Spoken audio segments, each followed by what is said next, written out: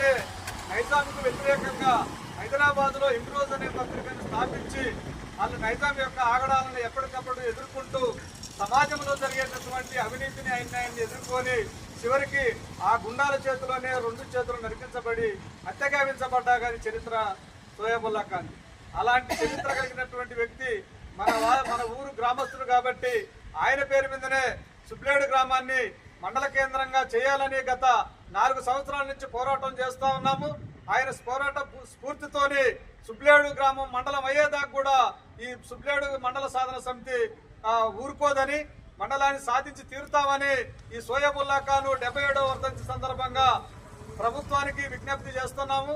అయ్యా, దయచేసి సుబ్లేడు గ్రామం ఒక చారిత్రక నేపథ్యం కలిగినటువంటి గ్రామం కాబట్టి ఈ గ్రామానికి ఒక చరిత్ర ఉంది కాబట్టి కూడా రెవెన్యూ పిరకగా ఉండి ఈ ఎన్నో కప్పాలు కూడా ఈ గ్రామం నుంచి తీసుకుపోయినటువంటి చరిత్ర ఉంది కాబట్టి ఆ ఉద్దేశంతో మా గ్రామాన్ని ఖచ్చితంగా మంత్రి గారికి సందర్భంగా విజ్ఞప్తి చేస్తున్నాం. మొన్న కూడా విజ్ఞాన పత్రం ఇచ్చాము. ఈ సోయబుల్లా ఖాన్ 77వ వర్ధంతి సందర్భంగా సుబ్లేడు సాధన సమితి విజ్ఞప్తి చేసేది ఏంటంటే ఖచ్చితంగా సోయబుల్లా ఖాన్ పేరు మీద మండలం చేయాలని విజ్ఞప్తి చేస్తున్నాము. ఎందుకంటే చిన్నగూడూరు సోయబుల్లా తెలంగాణలో ఉన్నటువంటి పోరాట యోధులు ఎవరైతే ఉన్నారో వారి పేరు మీద మండలాలు చేసినటువంటి సందర్భాలు ఉన్నాయి.